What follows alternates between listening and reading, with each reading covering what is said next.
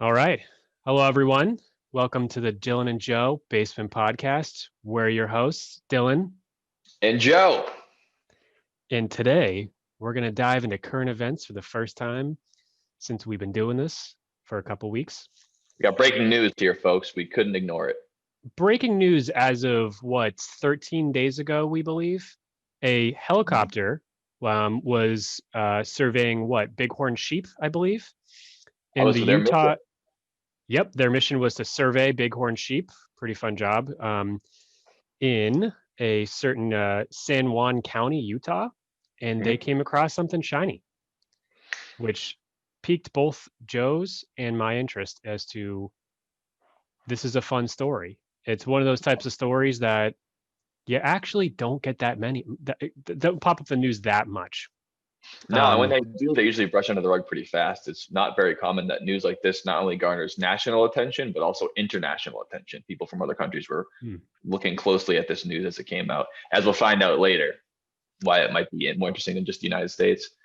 But what we're talking about today exactly. is the mysterious monolith found in Utah. It was only found just after Thanksgiving. People are around eating their Thanksgiving dinner, and I had multiple people talking to me about it the day of, getting messages around. Have you heard about the monolith? They found it. It's in Utah, in the middle of the desert. What's it doing out there? And everyone's got all kinds of ideas of what happened to it and why it was there and all these kind of weird things. So we think we'd dive into it today.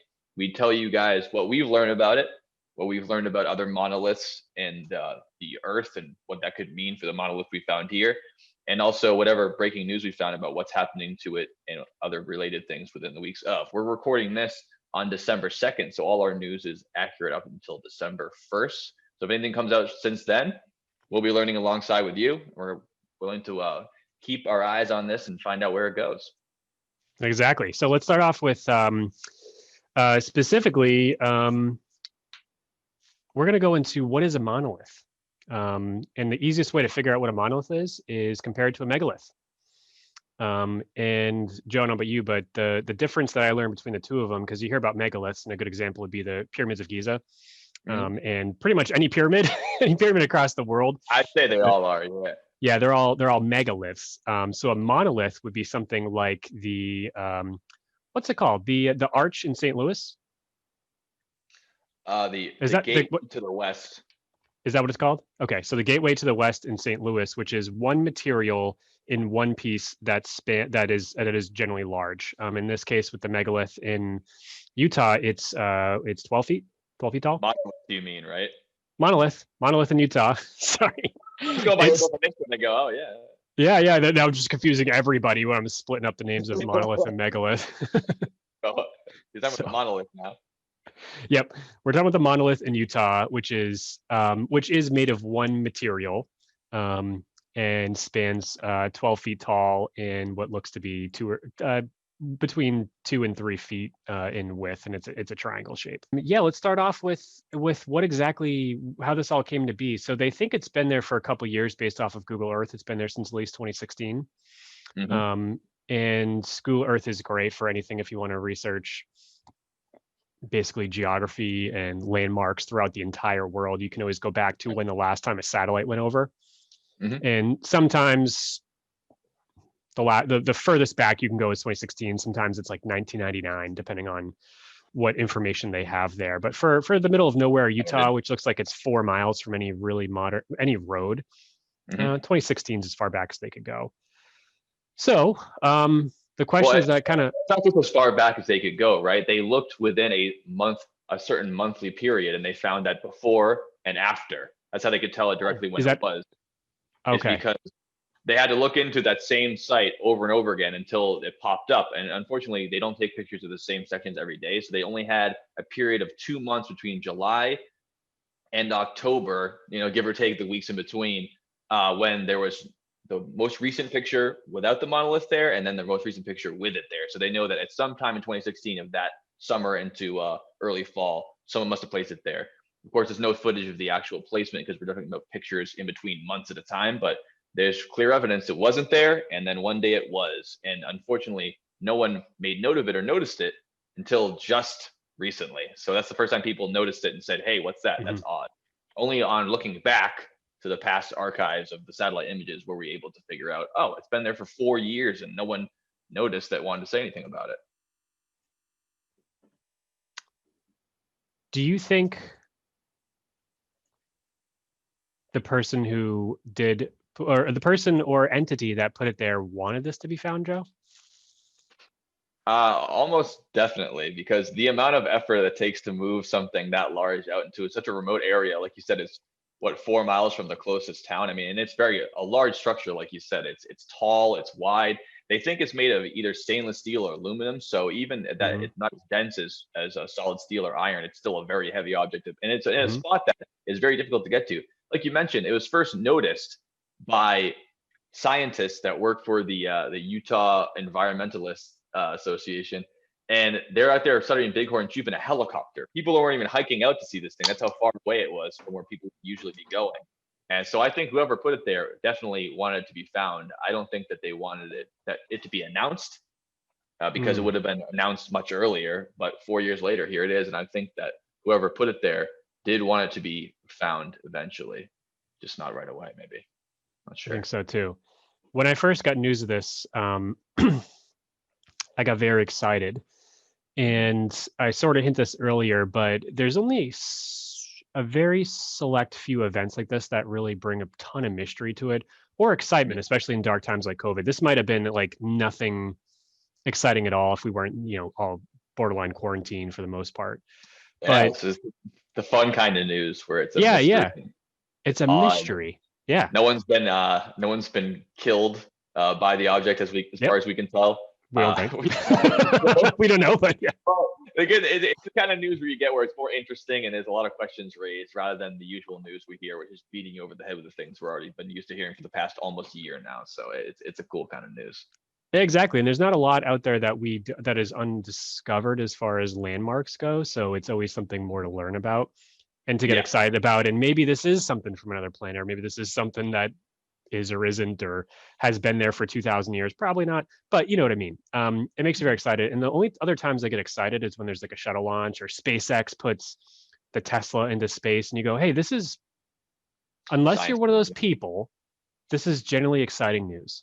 Like, hey, cool, this is pretty cool. Tesla's putting whatever, the Roadster is what they call it, in space. And I can't really find anything wrong with that. I think that's cool, It's always bummed me out when you have space trash or whatever. Yeah, but some people who are like, they hear stories like that and news about different kind of exploration and different ways we're going to be exploring space and sending things up there, and people would go, why'd you do that? What a waste of money. We have problems here. Like, what's the point in going through all that just to shoot it in outer space? Nothing up there for us. Let's just deal with this now and here. And I hear their point on like a basic level, but it always bummed out to think like, you don't think that we should keep striving? I mean, we're a whole of humanity here. We should keep reaching for the stars. How much we found out since we started trying to get to outer space is immeasurable, and most of our technology in the past 40 years has been filtered through that system and trying to push the boundaries of what we use now. Obviously, famously, things like satellite communications between phones and all types of new media we have are all directly linked to our space race and that kind of thing. So I'm glad when I hear news like that. It's always exciting. Think about going to Mars and things like that. Yeah. If someone's trying to do it, whether it's a private company like SpaceX or if it's NASA or if it's the Indian space program, I'm all about it. I want to hear more about it. Yeah, I agree.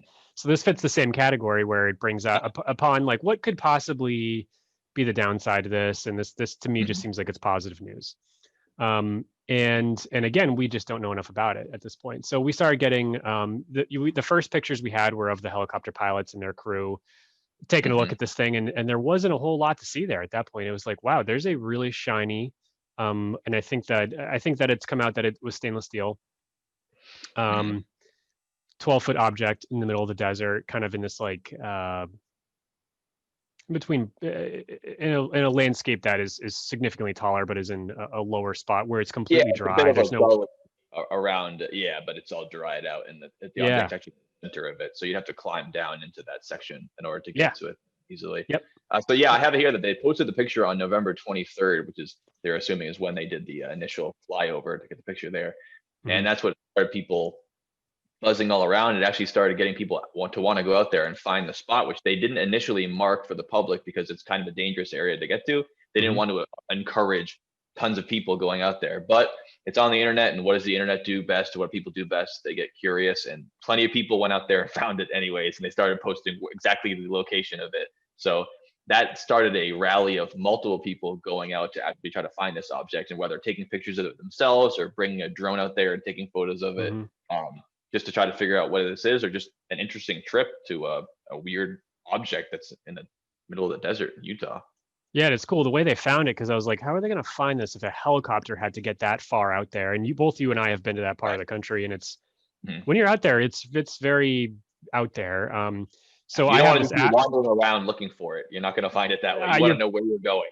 Exactly. So general idea. Yeah, and especially if it's miles from a road, like really good luck with that.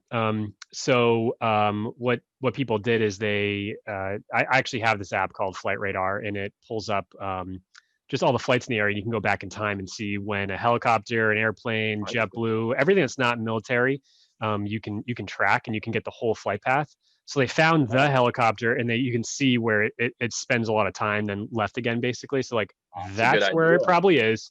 Right. And then people drove out there and found it to take pictures of.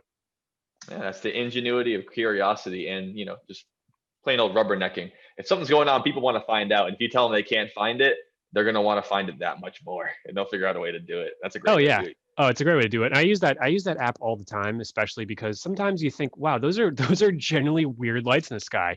Airplanes have so many different types of lights on them. And you think you know it all because you're like, oh, all right, I see it. It's like I live on the flight path to Logan, and you've got a good idea of what lights are on the airplanes. But just the other day, I saw a what was it? I forget the exact model of the airplane, but it was landing at Hanscom, which used to be just an Air Force base, but now it's where like the president lands when they have to come into Massachusetts. And it just looked like a Christmas tree, row of lights, just like.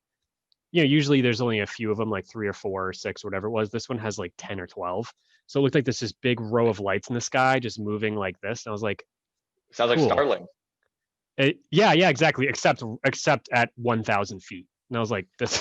So instead of yeah, exactly. Instead of 145,000 feet or whatever Starlink is at, or let's 200. No, sorry, not feet. Yeah, no, it could be at way more than that. I was thinking of the moon is 200,000 miles. Yeah, I mean, it was getting close to orbit, so it's way up there.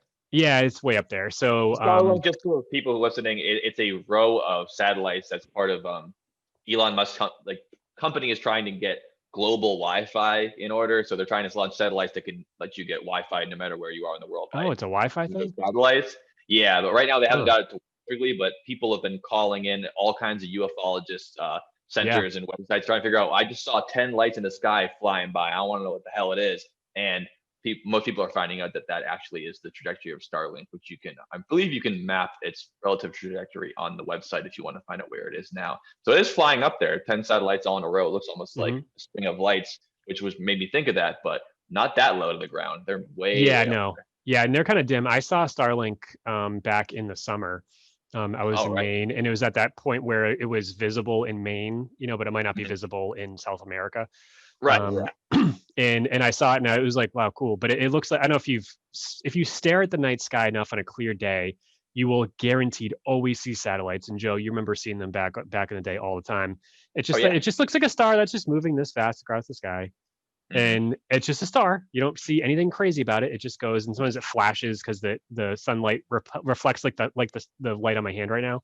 It does one of those things, and then it just disappears. But Starlink literally was. I was like, wow, that's it. It's actually it. It's 10 going the same speed. So cool. So back to the monolith. Yeah, back to the monolith. So helicopter pilots found it. What did you see? What did you see then at Hanscom Air Force Base? You said you looked up on the tracker. Yeah, sorry to not circle back on that. It was a popular commercial private jet.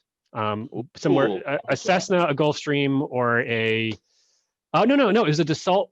It was made by Dassault, Dassault, and I'll find it out later. But it's It's a small jet that actually does have international capability, so it can fly across the ocean. Can carry enough fuel, but it has they call it the Christmas tree, like landing lights on YouTube. It Oh, really that does. I makes was like, that doesn't look normal because I drive by Hanscom all the time, and you can always yeah, tell like, oh hey, that's just an airplane landing. I was like, this looks like a literally Starlink is coming to land, and it's every light is LEDs, so they're super super bright and big. It was crazy. that's wild. But I used the Wow. app to figure out exactly what airplane it was, and I thought that was awesome. Just like That these is people used to find the helicopter flight path of that particular mindful. helicopter that found the monolith. Yes, So, it was the Utah Division of Wildlife Resources. Sorry, I wanted to get that right. yep, okay.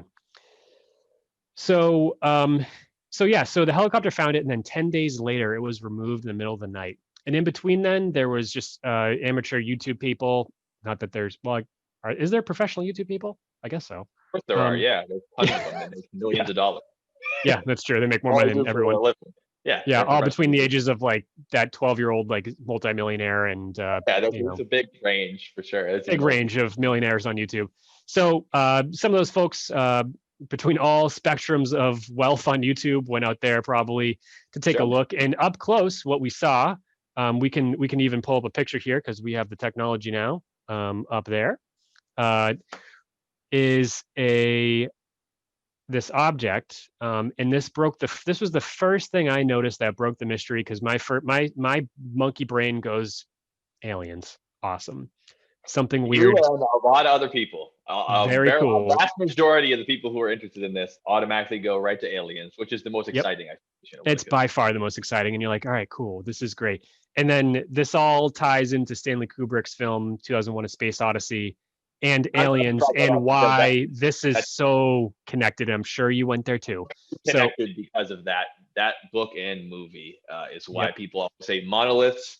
That's aliens because those things are so well Mm. connected in the movie. So well connected. So the first thing I noticed that made me a non-natural skeptic, my first thought is, God damn, this is exciting, awesome.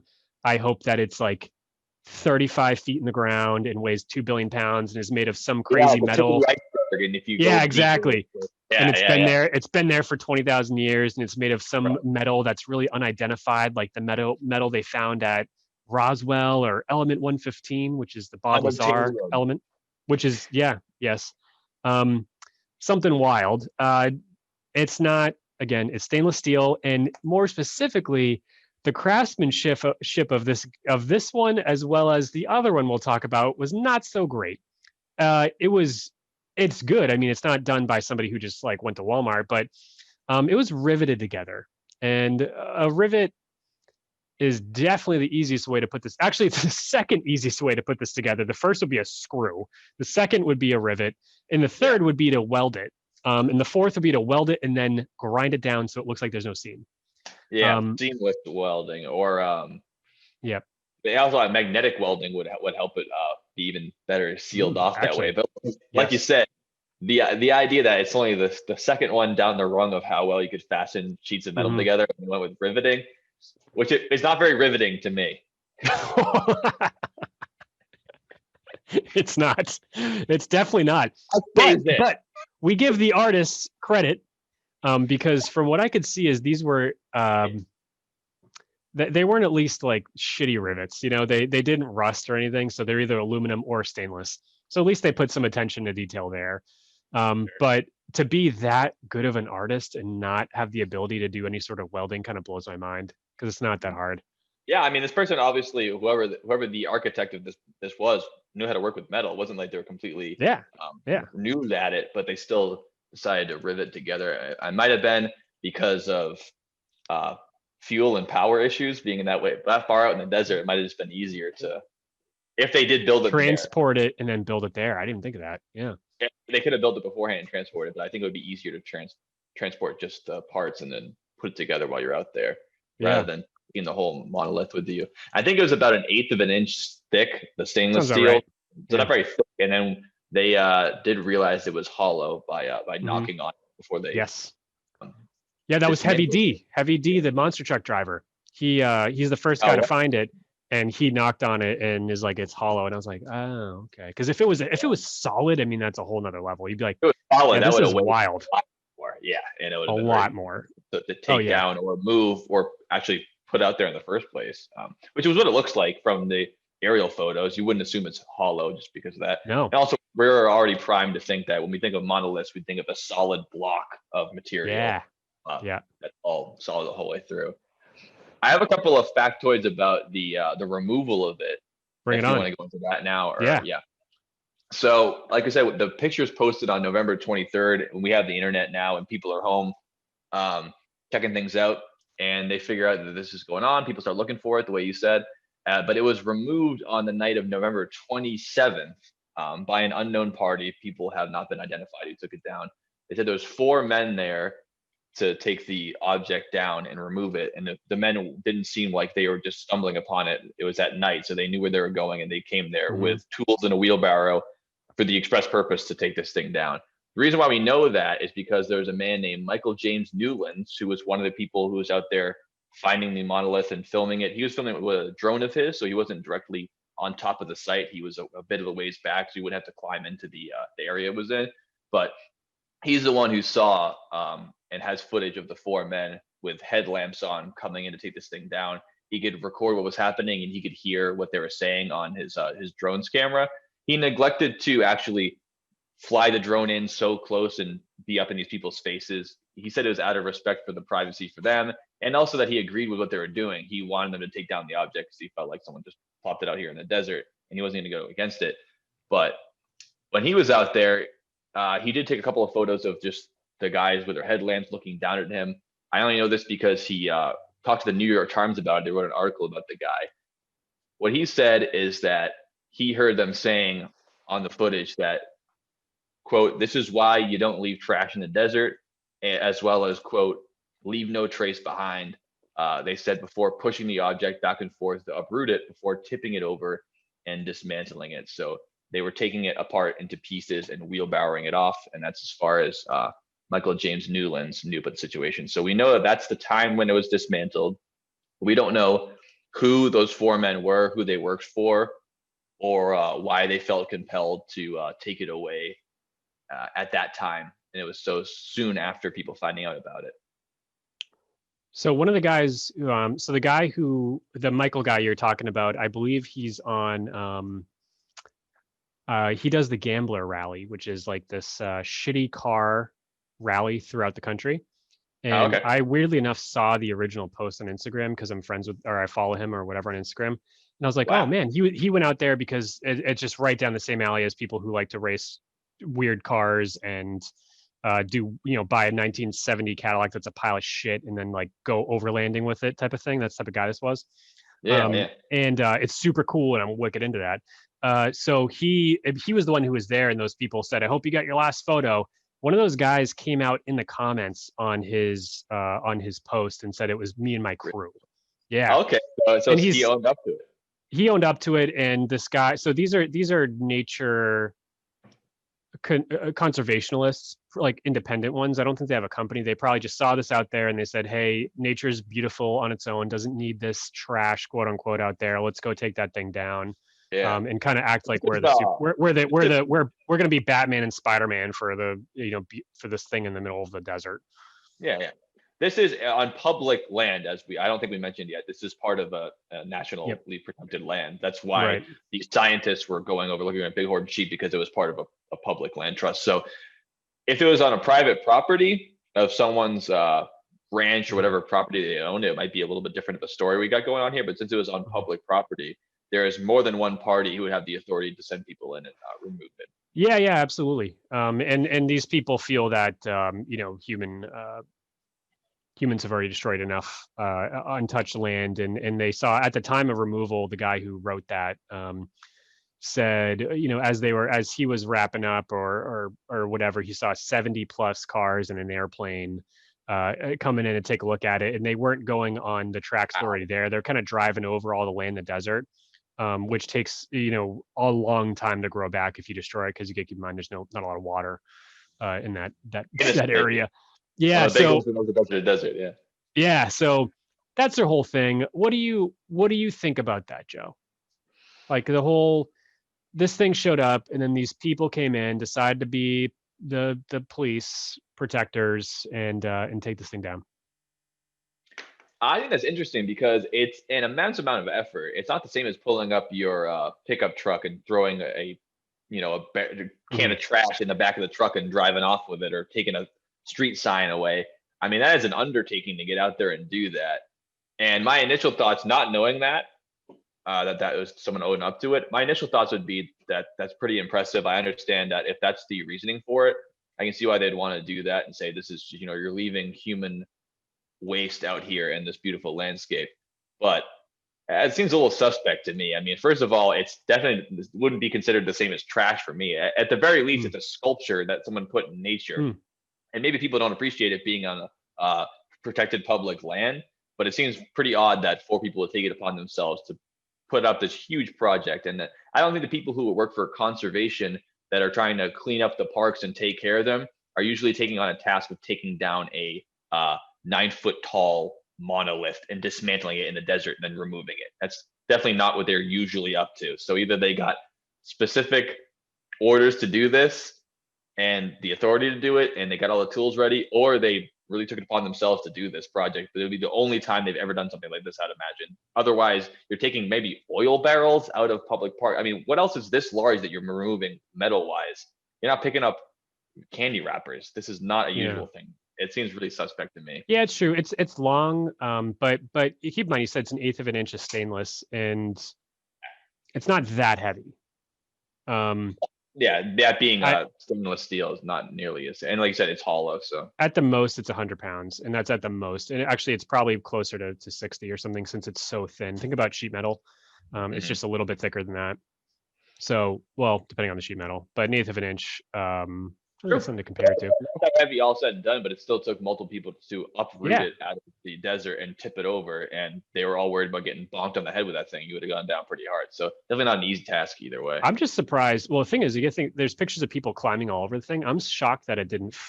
If it took just two guys to just hit it like a football player a few times and have it fall over, I'm surprised it didn't fall over when there's a 150-pound-year-old guy on it, hanging like a monkey on it. That it didn't fall off then because He's it's 150 pounds years old, so you better yeah. watch out for him.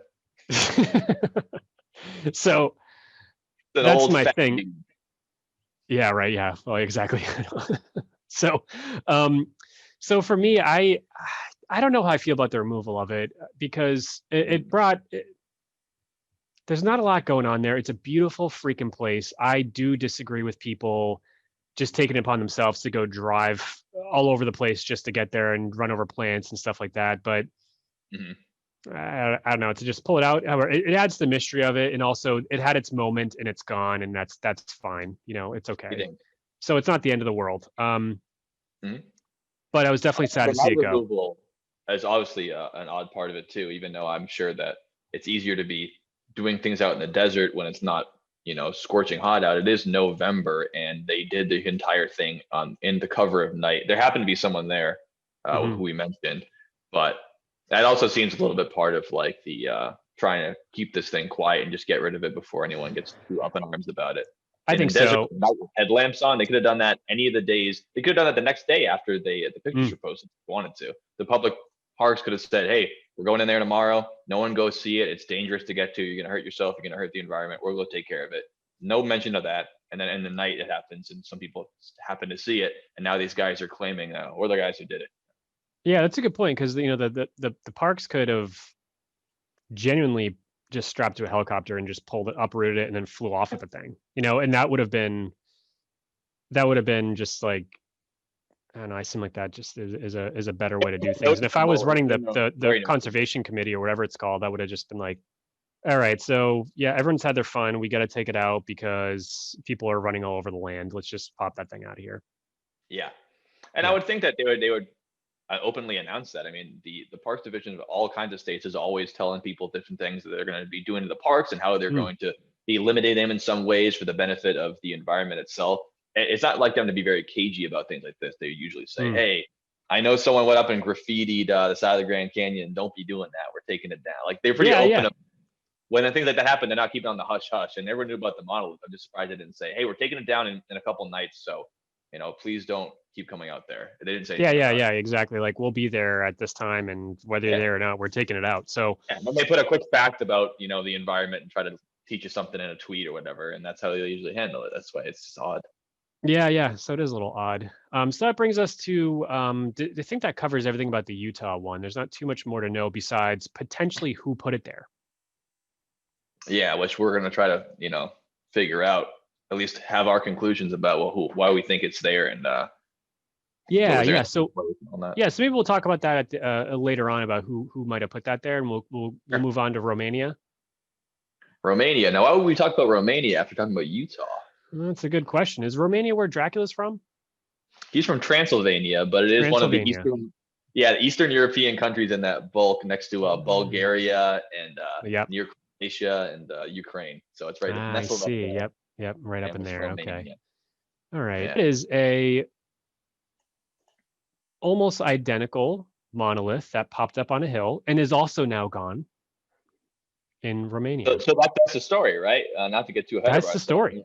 A Yeah. monolith is found on November 28th, which would be the day directly after the removal of the Utah monolith. It was found in Romania, similar size, similar makeup. It did have markings all along it, almost like a squiggly line up and down it, but it seems to be made of the exact same material. I believe it was also riveted together in a similar fashion. It had seams at the bottom of it.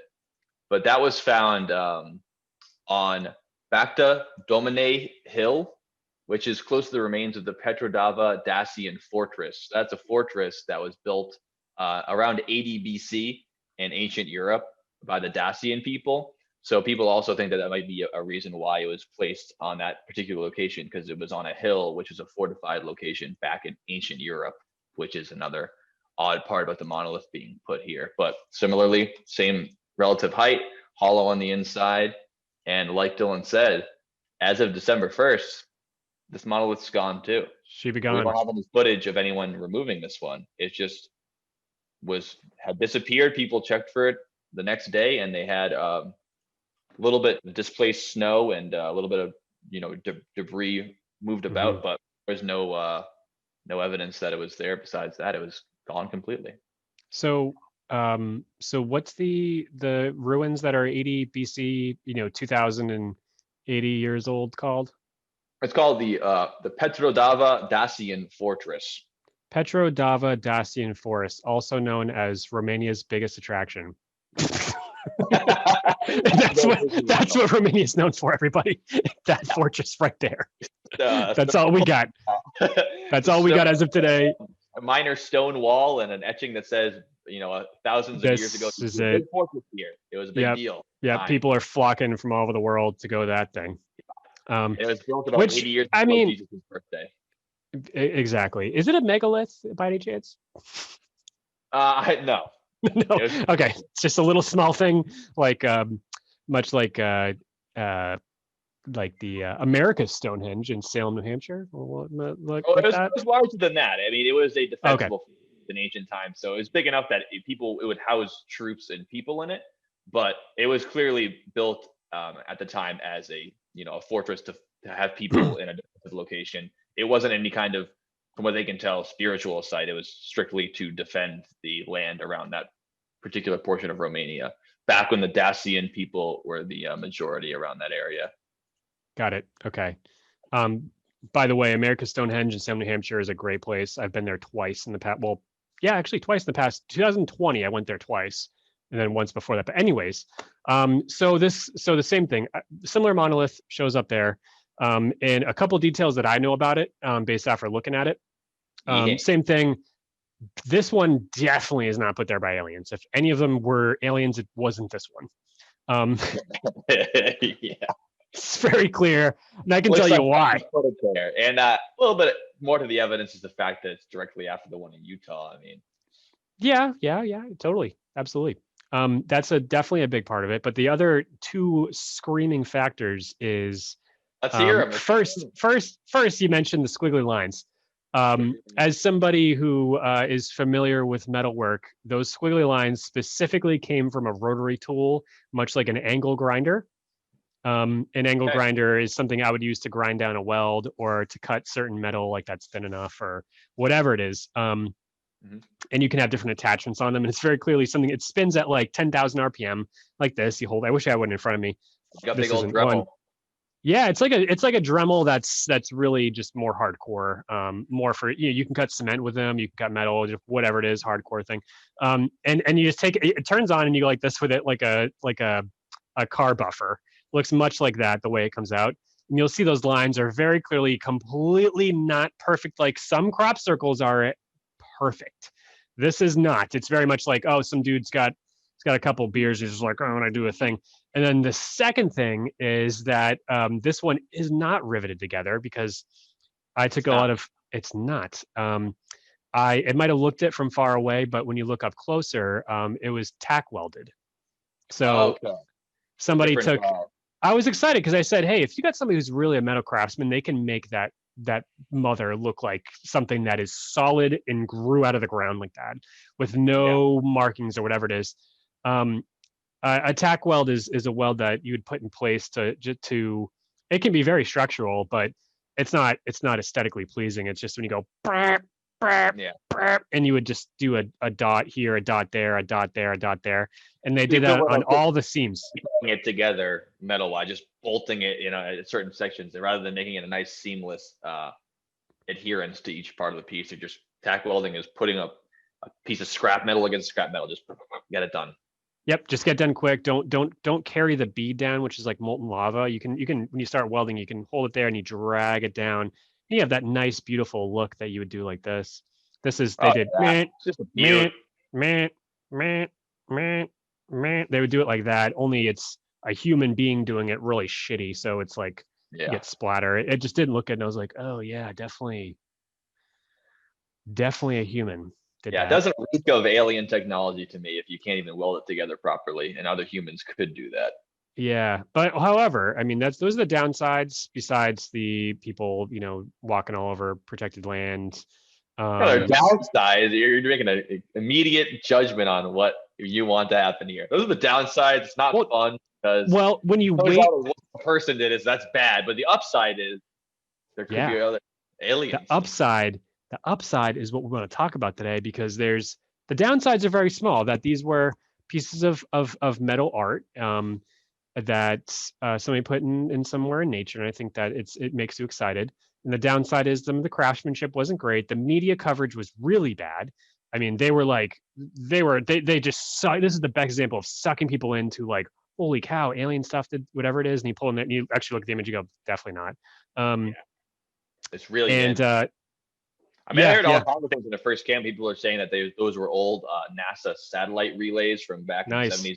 But in between, it's just all, people speculate over a 24-hour period on the internet, and they just go nuts. And it behooves you to take a step back and do a little research on it yourself and see what you can think about it before you immediately jump to conclusions, Matt, about anything. Yep. So yeah, not aliens in these. But so Joe mentioned earlier that this was recorded on December 2nd, like 8 p.m.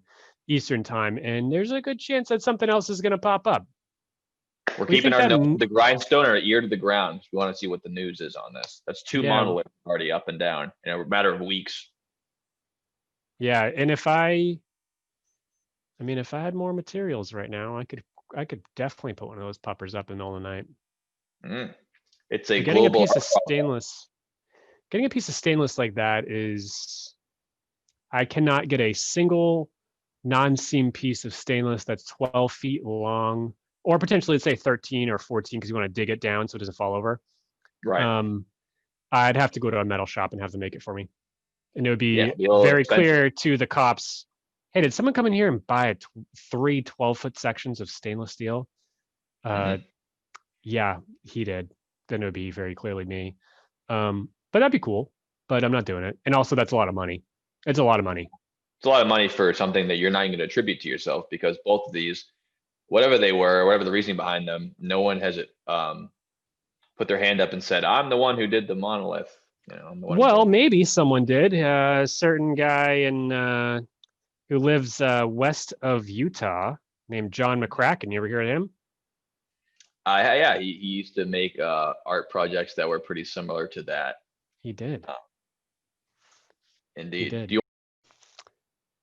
there was a movie called, the first time that I think the internet has speculated that something like this has shown up in the 20th century would be 2001 by Stanley Kubrick, Space Odyssey. The space 2001 A Space Odyssey is the movie by Stanley Kubrick. Based on the science fiction novel by Arthur C. Clarke that was written beforehand. Perfect. And then it was on a Simpsons episode, which was just an identical scene. So anybody who saw that, the Simpsons predicted this. They did not. They pulled it directly from a movie. They predicted a lot of things, but not this.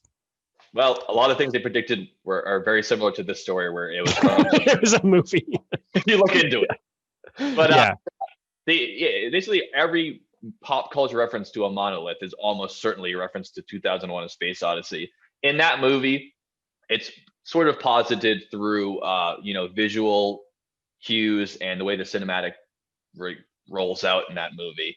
Unlike in the book, which I have not read, which is supposed to be the similar idea of it, is that there's an image of a monolith in a desert, sort of like the one that we saw in Utah, and it's surrounded by proto-hominids, so human-like apes that are existing in the long past, and nothing happens that's so ridiculous. There's no glowing lights, there's no speaking, the monolith is just there, and these proto-hominids show up.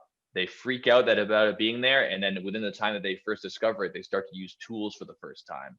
And it's kind of posited that this is some kind of alien technology that is teaching them to expand their minds. The first time that an animal on Earth could use tools and start to change the world around them, much in the way that humans have gone on to develop the planet into something that looks much like a science fiction idea, maybe back then, the way that we've dealt with things now. So that seems to be the immediate tie with aliens, is that when people see monoliths, they tie it to that movie. That movie says that aliens left a monolith on planet Earth, and it accelerated human development and technological development in the next thousands of years going forward. So that's why people are so quick to tie this directly to that. They see a monolith, it's aliens, man. It's fucking aliens. It's got to be. That's what monoliths are. Big metal monolith. I saw the movie. It's aliens. They're teaching us shit. So this ties directly into this.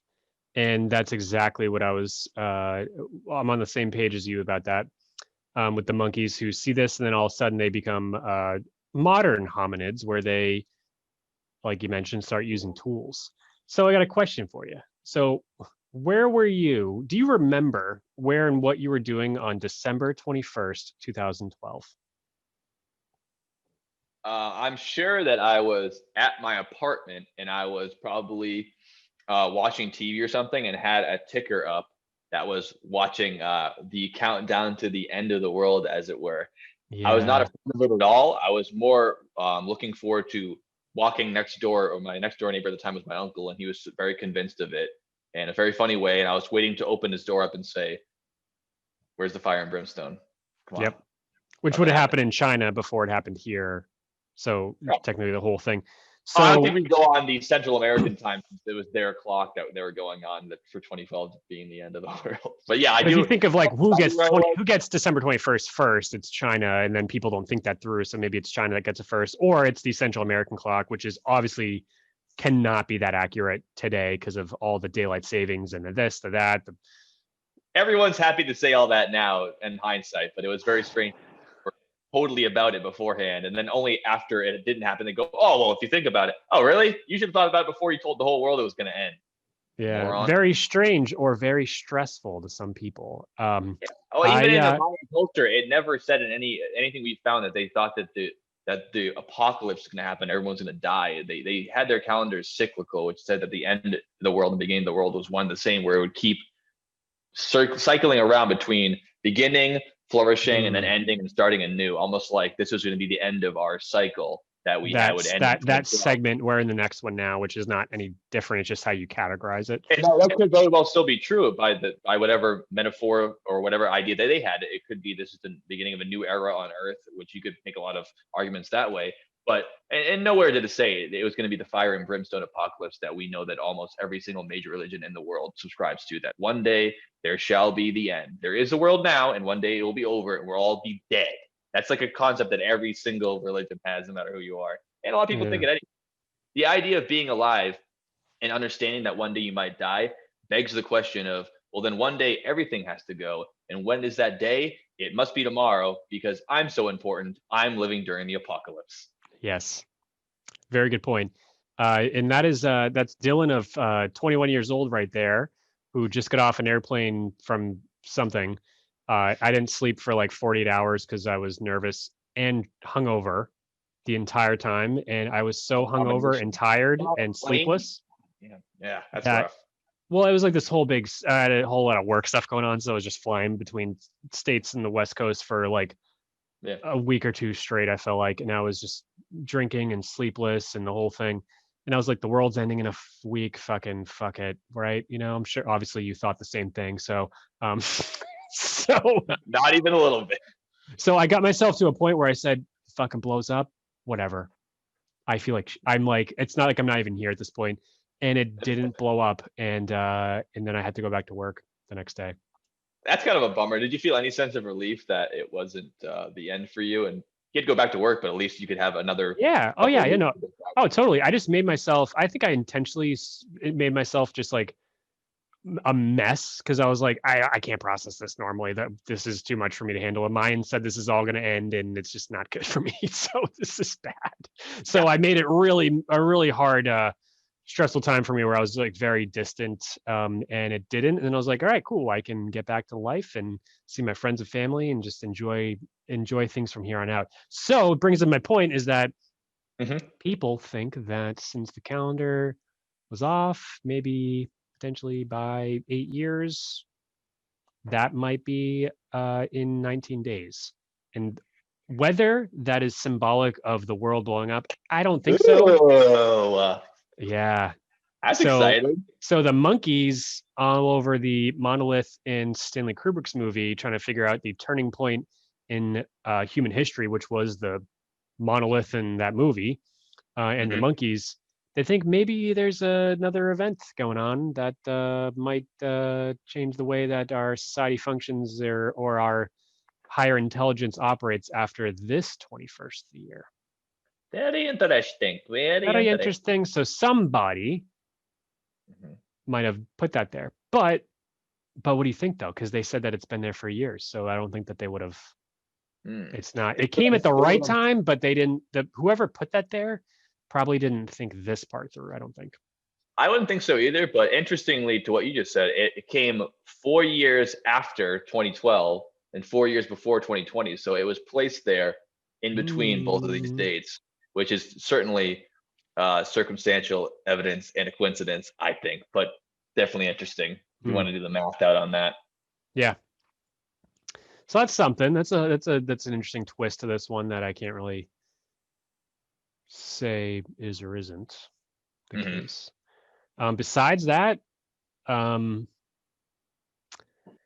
I don't have any more information about these monoliths besides they are what they are. I like them. If they were some sort of odd metal, hmm specifically referencing very specifically Roswell or other UFO landing crash abduction sites that have other weird stuff going on, like radioactivity, huge thing with UFO sightings, UFO um, like close encounters in some crop circles. There's more radioactivity in the area, or specifically in that Right. spot. This no one I never saw a Geiger counter there, but this is not looking to be the case. The metal is stainless. It's not. I mentioned element 115, which You is did. Can you I clarify? did. Element 115 was I believe identified. It wasn't categorized, but it was identified by somebody named Bob Lazar. Bob Lazar was Bob Lazar, very famous in the ufology community. He's one of the but he Mount didn't Rushmore. want to be. Yeah, he is. Bob Lazar was an astrophysicist in the late 80s, early 90s who got assigned to Area 51 to dissect UFOs and their power source. And he Mhm. has given the UFO community a lot of information at his own expense. And you can go on his website right now. It is unitednuclear.com. And you can learn more about Bob Lazar and you can buy uranium on the website. But you're not buying the same Seems uranium dangerous. that causes crazy stuff. Okay, so it's an inert version Yeah, of but he has uranium. an Not a actual reactor. business in Nevada, um, And again, he used to work at Area 51, and he kind of was a whistleblower on the whole thing there because he worked at an area called S4. But he identified element 115 as the power source for UFOs because it's an insanely, it exists, but it's so unstable that they can't actually, they've identified it because it only exists in like the craziest short, like I don't know how to even say it because something can exist right here for such a short period of time because it's so unstable, but it's like 0.00 to the millionth power millisecond of time that it's there, but it's there. Yeah, but if you can stabilize it, but it does exist. So he did that, but if you can stabilize it. Yeah, element 115 is not what they found at Area 50 or at Roswell when there was a crash, but that was a type of metal where you could take it.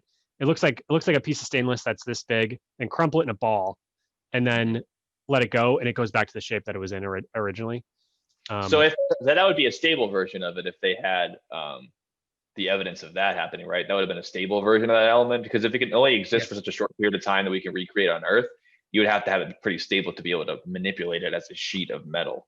Yeah, totally. And the only accounts of that, so there's a famous picture in 1947 in Roswell of some dude in the Air Force kind of crouched down, and he's got all these parts in front of him that look like a weather balloon, because I think they are.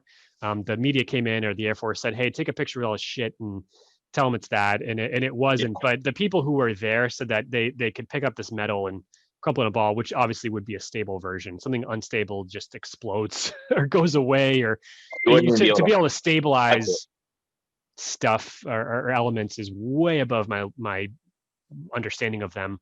But something that you can hold like that is not stable.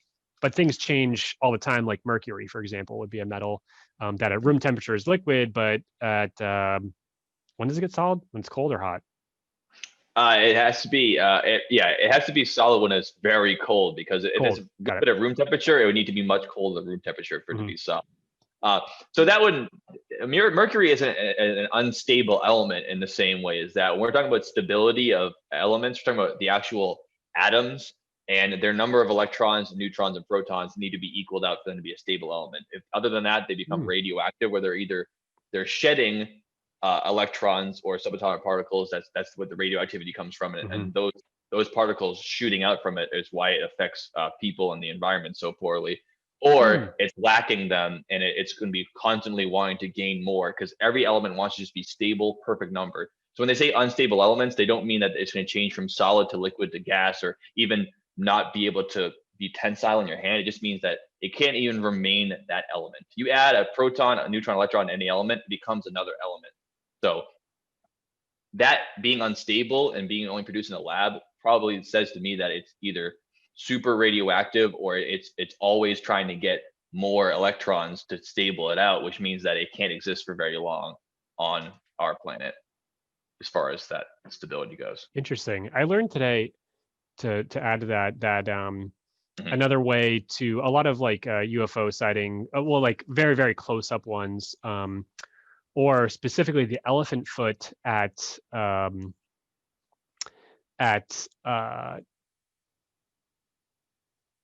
Chernobyl, the big giant radioactive blob at Chernobyl in the basement. Oh, they call it the elephant foot. I didn't know the name of it. I was like, I didn't know it was an elephant. Yeah, they call it the elephant foot. The reason that is, the pictures of that are so shitty are because when something is that radioactive, a really good way to pick it up is on photographs. When you develop a photograph, and it comes out all blurry like that because of, like you said, it's shedding all the electrons, or they're just spewing through all including the photosensitive film that you're using in your film, that's still getting blasted with. Sucks it up. Yeah, exactly. Totally. So we know that this is things of like unknown origin tend to have properties that are similar to that. And this just isn't. It's easily explainable to what it is. Maybe not easily explainable to why it was there, but we can explain what it is, which gives more credence that it's most likely a man-made object. Because going by the principle of Occam's razor, which is mostly just the idea that comes from old philosophy, the most simple solution is most commonly the accurate solution. So it doesn't always work. Sometimes when you're cutting through a mystery or an idea. It turns out that the solution is much more complicated than it seems. Like the sum is greater than that of its parts, but it's very rare. And it's usually a good thought exercise or just a way to be understanding new ideas, is that the simplest answer is almost always the answer. So is it more simple and more, streamlined that this is an object that was made from Earth, out of elements we know, out of materials we know, in a way we know, like riveting or tack welding, and moved by human? Or is it throw all those simple concepts away that we know happens every day and it's happened for thousands of years, and say, but this time it's probably from outer space, put in here by extraterrestrials? Doesn't mean it's not true, but going by the simplest solution, it's almost the most complicated solution you can think of. So you're gonna need to bring in a lot more evidence and ideas of why it would need to be that before it was ever a good idea to base it that way. I mean, I can't imagine making your life decisions based on the strangest example. When you hit a red light and you think that the government beamed in a drone to try to stop you on your way to work, it's not as simple as thinking, I hit the red. One of them's more likely, even if they're both might be true. True. All right, so as far as monoliths go from around the Earth, like we were saying, most all ones that I've found and that are all over the planet are all made of stone, but they're all geographical monoliths that are much, much larger than any one we've been talking about today. I mean, we're talking about hundreds of feet across and thousands of feet tall. Looking into monoliths around the world, there seems to be just almost 100 different monoliths that are notable. There's monoliths that are in every single continent, besides Antarctica, which there very well could be one that people haven't gone to. We're not going to get there today. No. And it's 1,000,000 miles wide, and it's the ice wall. Don't worry, guys. There's a lot going on in Antarctica, but that's for a whole fucking talk. Yeah, I can't bring that up. So let's start with. Don't get us started. Yep. Okay. Regular world. Okay, go. Okay. So there's for examples, there's Sangla Hill in Pakistan, a giant monolith, just a stone cliff all around, pops right up right next to the city. You have Uluru in Australia, Gavea Rock in Brazil, right next to the coastline there. You have Beacon Rock in Washington State in the USA, one of our mainstays of this podcast, Washington State. States. Of course, we have the famous Rock of Gibraltar. People would sing about it. They'd write poems about it. It's in Gibraltar in the southern Europe. It's just this massive piece of land. It sticks up, looks like out of nowhere, almost like a giant punch at the bottom of it right up. And as well as the Monolithos Fortress in Rhodes in Greece, which is a fortress that was built on top of a naturally occurring monolith in Greece, which must have been a huge pain in the ass to try to invade that thing. I can't imagine it was ever taken. And now it's not the Acropolis? No. Because the Acropolis is built on top of that type of shit too. It's not the same thing. The Acropolis isn't in Rhodes, though, I don't think. Yeah, I don't think so. It's in Athens, right? It's in Athens, yeah. Yeah. Yep. Well, Rhodes is just, one of the other islands of Greece that it has, the monolith that pops up. They decided, let's build some shit on top here. No one will ever take us over. They're right. Fun note on that, another side fact. I didn't see it, but I was in Greece a year ago. Sparta is a fucking sign. It's like a sign on the road. They're like, this was this. It's like a plaque. They're like, right here was that, and now it's a fucking highway. All right, go on. Used to be Sparta a long time ago. Yeah. That whole section. I mean, even on like old ancient maps and stuff, Sparta wasn't this large, section of the map. It was a city-state, and then around it was all the other. Anyways. Yep. So the other one I want to talk about to wrap it up is something that we've talked about in the past, is the Devil's Tower, which is another monolith that's in the continental United States. It's in Wyoming, and people would recognize it immediately by the image or the idea in their head. The Devil's Tower is this rock structure that rises up 1,267 feet above the ground, right next to the Belle Fourche River. It's found in Crook County, Wyoming. Native American tribes used to refer to it as the Bear's Lodge or the home of the bear. But when we got a hold of that thing, a couple pictures were taken in the early 1900s to show all other Americans about it. And it's been known since as the Devil's Tower, this strange object rising up out of the desert, and the tallest object for miles and miles away. What most people would know it from is a famous Steven Spielberg movie that not only involved the Devil's Tower, but involved otherworldly people. I'm not talking about ET. What am I talking about, Dylan? Close Encounters of the Third Kind. Yeah, I am. What does that mean to you? That whole concept of that coming together. Does that give any credence to the idea that monoliths are tied together with that? Because them putting it in a movie is a definite callback to the idea of a monolith being part of it. At least a notable thing that extraterrestrials want to come to, whether or not they built it there. It's like a beacon. Yeah, they like. I feel like it's. So when I think of the Devil's Tower, it looks like a piece of clay that somebody took their hand and did this to. Or mashed potatoes. Mashed potatoes with a fork. Even better for us Irish folks around here. Built it up. Yeah. If you put it in mashed potato form, we got it down. Yep, it's very much like that. Yeah, I don't really have too much of an insight as to like monoliths and ETs and the relevance besides people think there may be an increase in UFO sightings around them, or they may be secret entrances in mountains where UFOs fly into, but I have no evidence of that. I don't know, especially with the Devil's Tower. I believe the Devil's Tower is called what it is because of a curse Native Americans put on it. Really? So, and a lot of those curses over the land, and we took over the Bear Lodge. They said we're going to put a curse on the Bear Lodge so you guys can never enjoy. Much like the so Native Americans never were like, this is the aliens, the aliens estate specifically for extraterrestrials. They anything larger than them or their spiritual beings that they were surrounded by were always animals. And it makes me think of Skinwalker Ranch, which was it might be a great topic for a future podcast. Another one, yeah. But exactly. So another area that was cursed by Native Americans because for obvious reasons. Curse. Well, they put some sort of curse on it, and there's been specifically Skinwalker Ranch, which was studied by the government, now is held by some private guy. Has been cursed. Has generally had a significantly larger amount of UFO sightings and paranormal activity going on there. So any of these Native American things, typically they put the spirits on stuff, and those spirits could be who knows what. So the Devil's Tower, yeah, is the most, like as you mentioned, the most famous monolith that we can think of, but it's made of rock. Other monoliths that we know of that are not made of rock are man-made. Specifically like the monolith in Utah that we just saw, which is very small comparatively, like very, very small. It's like comparing the sun to the moon, and then about 100 times larger. But not talking the whole thing. So yeah, it's very much a different story.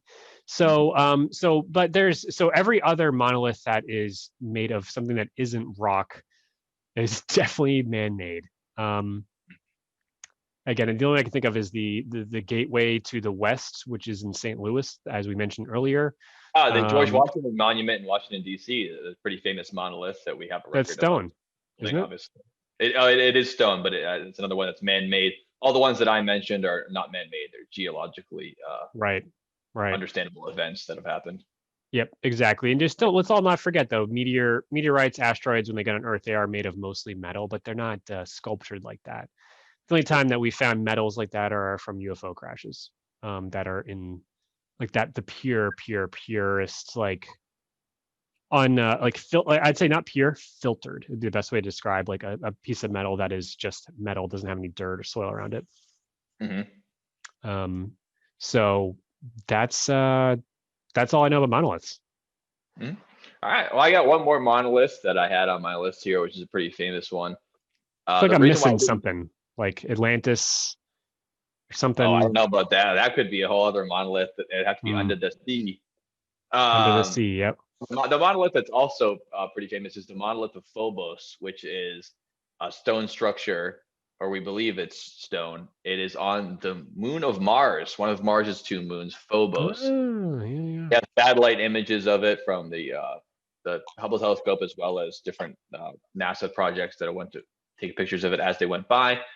So the Monolith of Phobos is a large boulder. They assume it's made out of the surface of Phobos. And the surface of Phobos is pretty similar to our moon, but it's about a third of the size of our moon. So it's got craters all over it. It's dusty, rocky, no atmosphere like our moon, but a bit smaller. So like I was saying, it's 300 feet tall and about 279 feet across. So it's a big lump that towers above everything around it, because for miles and miles around it, there's only solid ground and craters, and it just pops up out of nowhere by itself, sticking there. So it's pretty interesting seeing satellite photos of it. There's a casts a large shadow along the landscape, and there's nothing around it that you can really notice besides that. And that's just an example of a monolith that's in our solar system that's not connected to Earth at all. But and just to visualize that, 300 feet is about 10 McMansions stacked on top of each other. So 10 McMansions. It's not shitty. I mean, that's like a legit half McMansions wide, something like that. Pretty big. Yeah, so, yeah, in McMansion speak, it's about that. And maybe 10 school buses standing up as well could be another thing. I'd say a school bus is 30 feet long, right? Oh yeah, you mean like up this way? Yeah. Yeah, if you're doing that with school buses, that's kind of the way to. Good way so to. Evil Knievel could probably jump it, if you got enough speed, and there's almost no gravity on Phobos, so he'd just be able to take off and just keep going. No. I don't think Evil Knievel could jump that. We're not talking about the width of school buses. We're going to take a school instead of being like this. This specifically is 10 school buses. We're talking this way. Right. But they're almost the same amount. So it's 300 feet tall and 270 feet wide. So if Knievel got the top of it and they put the school buses definitely. Yeah. end to end, jump that thing. You need a big ass ramp to get over the whole thing, though, like you said, how tall it is. You're gonna be able to big jump time. that. Yep, definitely. So that's a monolith on it. That's all I got about monoliths that are around the world. Another example of one that exists in our solar system. But I think we should start to head back towards our area of discussion, which is the mysterious monolith in Utah, and we can say our final thoughts about what we think it is, what monoliths could mean beyond just geological sites, how they could be connected to something we can't explain, and ultimately what we think is going to be happening in the future as far as news goes. I mean, within the time we decided to make this podcast, they had already found one in Romania, and it went up and down in the amount of time before you get to record. So we could see more in the future. I'm not sure. We'll see. Anything could happen. So, so as we talked about, monoliths came before megaliths, and megaliths they think attract to UFOs. And now we're at a point where humans have made something that's 12 feet tall, that is a monolith, but made of a man-made material like stainless steel. So who put that there? My first guess is this artist who's dead. He died, and he sounds like a great guy. John McCracken died in 2016, right? 2016?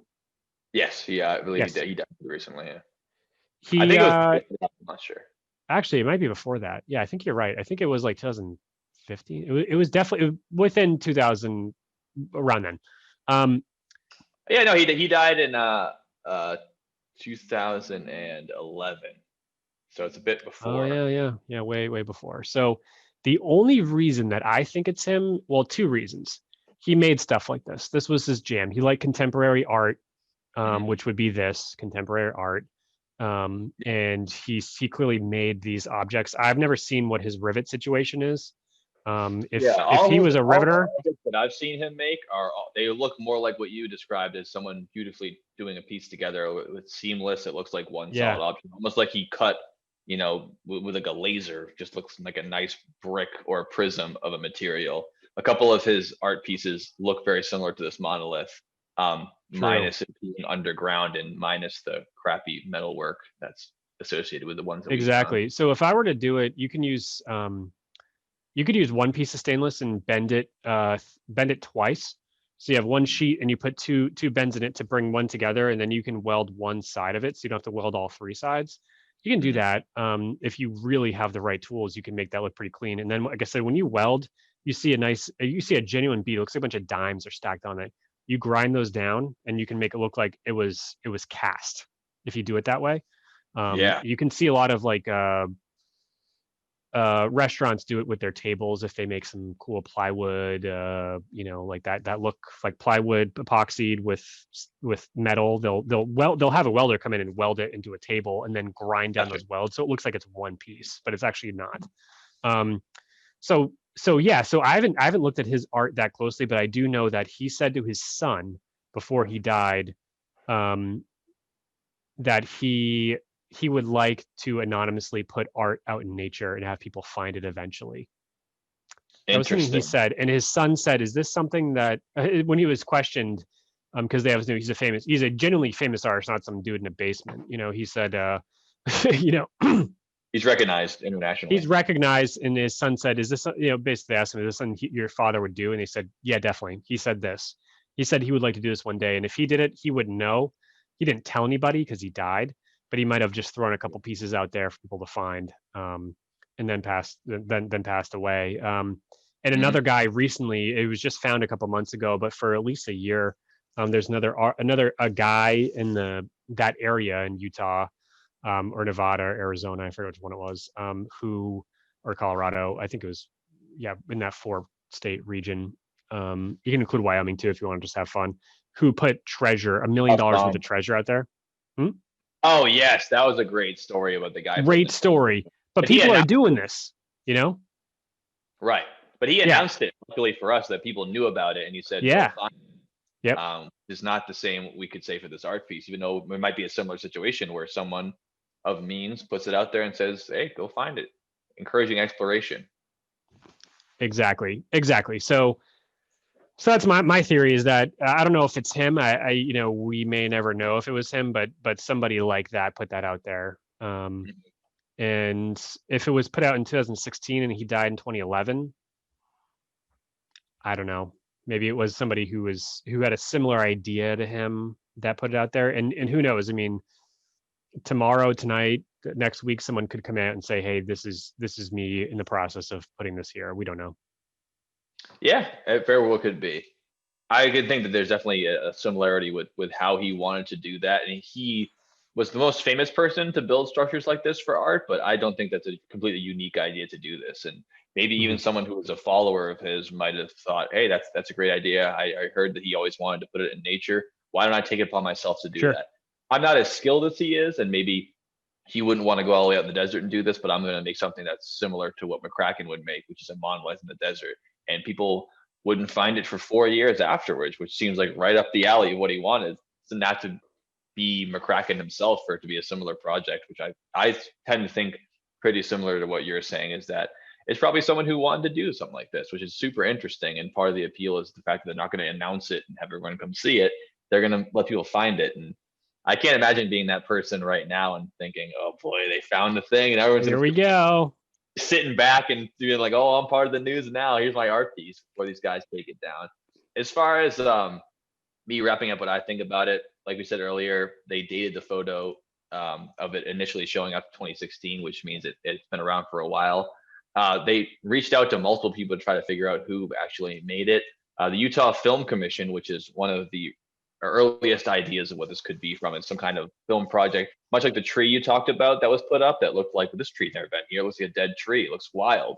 The explanation was it was part of a film crew put it up as a film, right? So they reached out to the Utah Film Commission, which is in charge of any film permits and building sites out in the public land. They said they'd never been given a heads up about this. They never give anyone else to go ahead. So they know nothing about it as far as films taking place, unless there was something that people were not informing them about. Because Westworld was filmed in that area, but they would know.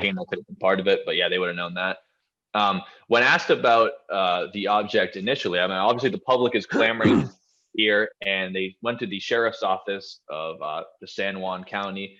They asked them if they're going to investigate who put it here or look into the people who took it down, which, as you said, one person at least has come out and said that he's one of the people who took it down. They responded to that inquiry with putting up a fake most wanted poster with a depiction of what appear to be gray aliens as a picture. So there's the old "right here, Fred" to the public. "Oh, you want us to look into it? It was aliens. Take that." They declined to start an investigation. They said, "This is just tomfoolery. Who gives a crap what happened this way or the other?"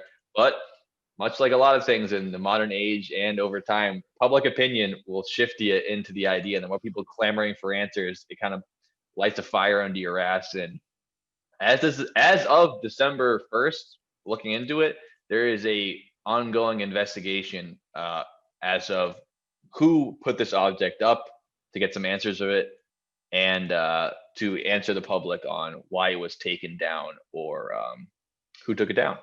So as far as I know right now, it's an ongoing investigation, which is interesting to me because it happened to start the investigation soon after it was taken down, and around the same day as the Romanian monolith was taken down. So as far as I know here, we don't have anyone claiming to have built the object. But Deputy Alan Freestone stated to the press when questioned about the ongoing investigation, he said— in Romania or in US? This is in the United States, Alan Freestone. I didn't think Alan Freestone was a Romanian citizen, but I just wanted to double check. Alan Freestone, Romanian native. He said, a quote, "I know they have some leads, and that's all I'm saying right now." So it doesn't. I'm not. All right, Alan Freestone. Proves anything one way or the other, but they seem to be pretty quiet about it. My guess would be they're going to sweep the whole thing under the rug. I'm not as interested in some people. I don't think they're trying to hide the truth from us or anything like that. I think they're more likely trying to conserve police resources for things that actually matter, rather than finding an art installation from 4 years ago. But it would still be interesting to at least get the answer of the person or group of people, rather, who were part of this. It'd be nice to know. And I think it's interesting either way. It doesn't need to be a supernatural occurrence for this to be an interesting thing. And if anything, it proves that things that could be commonplace every day and could be accomplished can still be just as interesting and captivating for people all around the world, not just here in America. Yeah, totally. And just to clarify to our viewers, we don't think it was the CIA, and it's not a cover-up. We don't. That's kind of what Joe's saying. Just like our last episode about DB Cooper, which could have been that. Sure. We're not getting any vibes that this is a cover-up for anything crazy, unless the aliens said, we're going to put something wild there and make it look like the humans did it by riveting it together. Yeah, that'd be a good alien move. We'll do like that'd be a good, solid move. Yeah. All right, we're going to do a terrible job at making something crazy, but it is us, but there's no way they're going to know. Because if we do it the way that they do it, which is like us basically building something from the cavemen times, they're not going to know. Sure. So I mean, we never really answer any questions to the fullest on this show, because we're not here just to tell you guys the answer to things. We're here to speculate and posit our ideas. So that's what we think about it. I mean, it's still up in the air. Like we said, we could see in the future if any more of these monoliths pop up. I tend to think it's more of an interesting social phenomenon than anything supernatural, but there's been no solid answers all around, and it does bring up a lot of strange ideas about monoliths in general and their place in our culture. So exactly, and it's fun. It keeps us intrigued. It's positive news in a world that has a lot of not good news. Absolutely. And it's just fun. Again, the things that are unknown to us at this point in human history are very few. And if you throw a couple more curveballs in there like this, it definitely stimulates you for like a week. And we're here to entertain you, whether you're in the bathroom, in the car on the way to work, or at work, or at the gym, or at your home gym, or in your basement, to make sure that we give you some quality content to speculate about with us. Because as mentioned, we don't think we're the subject matter experts, but soon on this podcast, we're going to have a few of those guys. They're going to be on here. So we're going to pick their brain. We're going to pick their brain and let you guys listen in and see what you think.